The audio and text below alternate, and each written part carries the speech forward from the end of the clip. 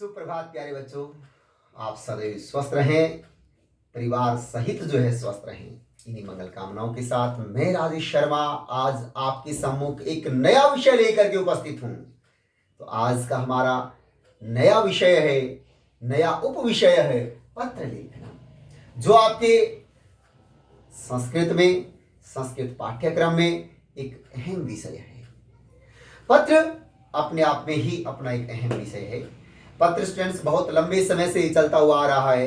राजाओं महाराजाओं के समय में पत्र लेखन हुआ करता था और बहुत लंबे अरसे से अभी तक चलता हुआ आ रहा है। महात्मा गांधी जी के द्वारा लिखे गए पत्र आज भी सुरक्षित हैं। पत्र लेखन जो है, पहले कबूतरों के माध्यम से अपने संदेश भेजे जाते थे। फिर पत्रों की एक अपनी दुनिया आई, पत्रों की अनूठी दुनिया। आपने 8वीं कक्षा में एक पाठ भी पढ़ा होगा। तो वो पत्र के माध्यम से जो है अपने आचार, अपने जो है विषय, अपने विचारों का आदान प्रदान किया जाता था। अपने संदेश जो है वो एक दूसरे के पास भेजे जाते थे। लेकिन एक नई तकनीकी आई, जैसे आज मान लीजिए आपकी मोबाइल की या नई तकनीकी आई। इसके बाद जो है थोड़ा सा परिवर्तन आया जीवन में, और परिवर्तन आने के कारण जो है वो पत्र थोड़े से पीछे धकेल दिए गए। लेकिन पत्र लेखन जो है वो हमारी आदत में होना चाहिए। पत्र जब तक हम पत्र लिखेंगे तो हमारी एक नए विचारों का भी उत्पादन होगा, हमारी लेखनी में भी सुधार होगा। और पत्र जो है, पत्र में लिखी हुई जो बातें हैं वो स्थायी होती हैं। पत्र में लिखी हुई बातों को जो हम पढ़ते हैं तो बहुत अपनापन नजर आता है। तो इसलिए हमें पत्र लिखने चाहिए। तो स्टूडेंट्स, जो हम हिंदी में पत्र लिखते हुए आए हैं, अंग्रेजी में पत्र लिखते आए हैं, उससे बिल्कुल भिन्न है संस्कृत में पत्र लिखना। संस्कृत में पत्र लिखना बिल्कुल भिन्न है। संस्कृत में वैसे नहीं लिखा जाता भाई। हिंदी में तो आपने याद किया, फॉर्मेट याद किया, पूरा पूरा लिखना पड़ता है। इंग्लिश में भी आपको पूरा पूरा लिखना पड़ता है। लेकिन संस्कृत में आपको पूरा नहीं लिखना होता। संस्कृत में सबसे 2-3-4 बातें बड़े विशेष करके ध्यान रखने वाली होती हैं, जिसको मैं आपको बताऊंगा। आप उन बातों को मद्देनजर रखते हुए पत्र को आप पूरा करेंगे। तो स्टूडेंट्स, सबसे पहला तो यह है कि पत्र को लिखते समय आपको प्रश्न जो है बहुत अच्छे से समझना चाहिए कि किसको लिखा जा रहा है, कौन लिख रहा है, क्यों लिख रहा है, उसका कारण क्या है लिखने का। उसको पत्र को बहुत अच्छे से समझें, यानी उसकी भाषा को अच्छे से समझें। ये संस्कृत हो या हिंदी हो, हम उसके प्रश्न को बहुत ही अच्छे से समझें। उसके बाद पत्र का जितने भी जो है उस पत्र को बहुत अच्छे से पढ़ें। उसके हर एक शब्द के अर्थ को समझने की कोशिश करें। उसको आप 1 बार 2 बार पढ़ने के बाद आपको जो है पत्र बार बार जो है वो पढ़ने के बाद जो है आपको हर एक शब्द का अर्थ आपको आ जाएगा। फिर जैसे संस्कृत में जो है मंजूषा दी हुई होती है, मंजूषा के प्रत्येक शब्द को आप जो है अच्छे से पढ़ो और उसके अर्थ को जानो। आप उसके अर्थ को जानो, क्योंकि मेरे प्यारे बच्चों, ये आपके लिए नया विषय नहीं है। आपने 8वीं कक्षा में भी ये विषय पढ़ा है, पत्र आप करते भी आए हैं, वैसे ही 9वीं कक्षा में है। तो इसलिए आप विशेष करके ध्यान दें कि आप पत्र को करते समय इनके अर्थ को जाने, मंजूषा के प्रत्येक अर्थ को जाने। और आपने यदि मंजूषा के अर्थ को जान लिया और इसको जान लिया तो उसके बाद में आपको कोई कठिनाई नहीं आएगी। मान लीजिए कहीं कठिनाई आ भी गई, जैसे मान लीजिए आपने पहला भर दिया, दूसरा भर दिया, तीसरे में आपको कठिनाई आ गई, नहीं आ रहा है, छोड़ दीजिए। ज्यादा जद्दोजहद मत कीजिए, आप उसके दिमाग पर ज्यादा जोर मत दीजिए। आगे बढ़िए और आगे बढ़ने के बाद में भरते जाइए। जब बच जाएगा तो उसमें आ जाएगा। तो इसलिए ज्यादा परेशान मत हो। तो पत्र को जो है संस्कृत में विशेष बात यही है कि पत्र को आप जितना करोगे, आपने 2, 3, 4, 5 पत्रों की अगर प्रैक्टिस कर ली, उसके बाद में कोई भी किसी प्रकार की दिक्कत नहीं आएगी, परेशानी नहीं आएगी। तो पत्र ऐसे 2 प्रकार के होते हैं, एक औपचारिक और दूसरा अनौपचारिक। तो आज जो हम पत्र करने जा रहे हैं वो औपचारिक पत्र है। औपचारिक पत्र है तो उस पत्र को पहले हम सबसे पहले इसका अर्थ को समझेंगे, फिर इसको भरने की कोशिश करेंगे, फिर इस मंजूषा के अर्थ को समझेंगे, फिर इसको भरने की पूर्णतया कोशिश करेंगे। तो आइए चलते हैं इस पत्र की ओर। तो पहले देखिए लिखा, भवता नाम माधव अस्वस्थताया कारणात् 5 दिन पर्यंतम विद्यालये अनुपस्थिता भविष्यति। अवकाशार्थम प्रधानाचार्यं प्रति लिखिते प्रार्थना पत्रे मंजूषातः उचित शब्दान अवचित्य रिक्त स्थानानि पूरयत। तो आपने इसको पढ़ा और स्टूडेंट्स एक ही जैसे शब्द जो है बार बार आएंगे। जितने पत्रों की आप प्रैक्टिस करोगे उन पत्रों में बार बार ये शब्द जो रिपीट होंगे। भवता नाम माधव, आपका नाम माधव है। अस्वस्थतायाः कारणात् 5 दिन पर्यन्तं विद्यालये अनुपस्थितः भविष्यति। अस्वस्थताया कारणात्, अस्वस्थता के कारण 5 दिन तक विद्यालय में अनुपस्थित होगा, यानी अनुपस्थित होगा यानी उपस्थित नहीं रहेगा। यानी आपका नाम माधव है और अस्वस्थता के कारण, यानी आप स्वस्थ नहीं है, स्वस्थ न होने के कारण 5 दिन तक विद्यालय में आप उपस्थित नहीं रहोगे।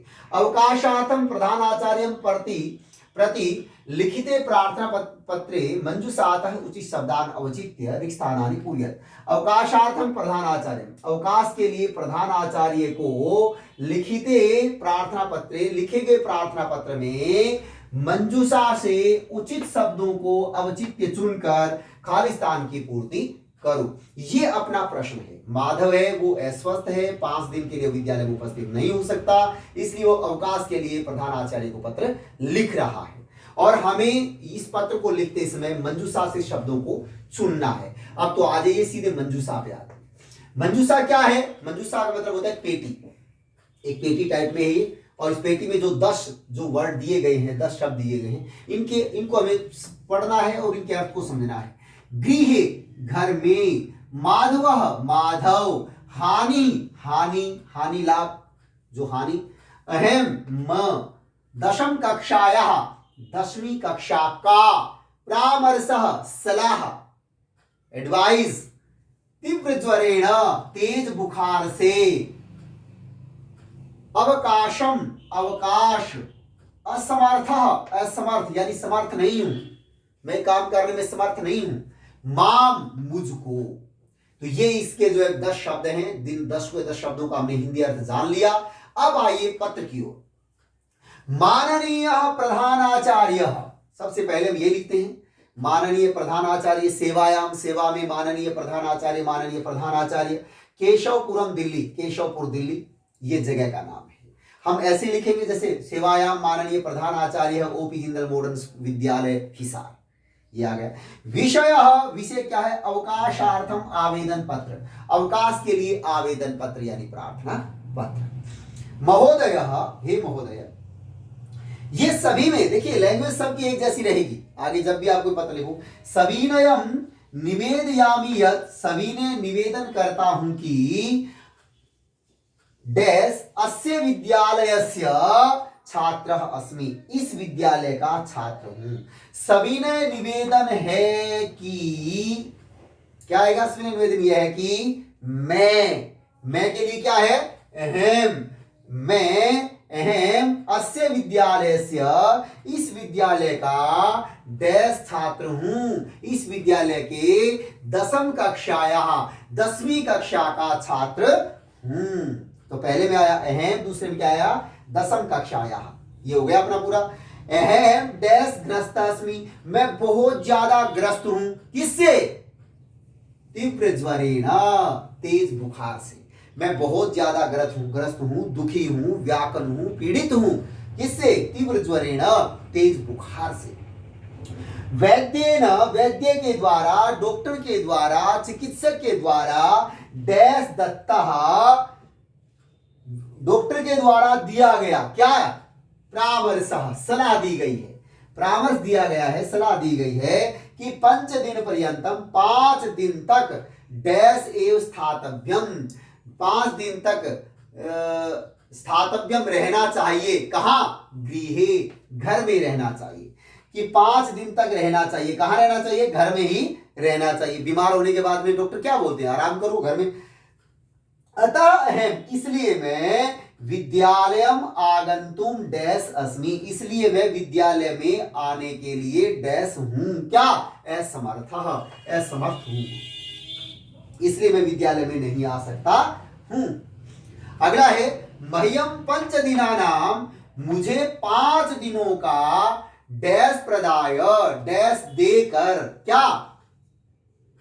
अवकाशम, 5 दिनों का अवकाश देकर डैश अनुग्रहणन्तु, क्या करो? माम, मुझको, अनुग्रहन्तु यानी मुझ पर कृपा करो, मुझ पर कृपा करो।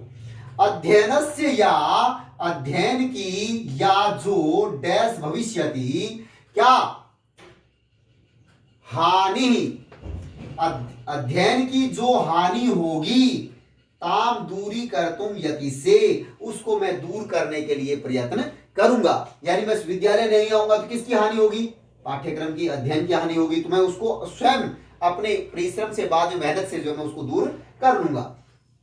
स धन्यवादः धन्यवादः भवदीय शिष्य आपका शिष्य कौन? माधवः माधव। दिनांक दिनांक अपनी ओर से जो भी उतारे लिखेंगे, जैसे आज है 18 अक्टूबर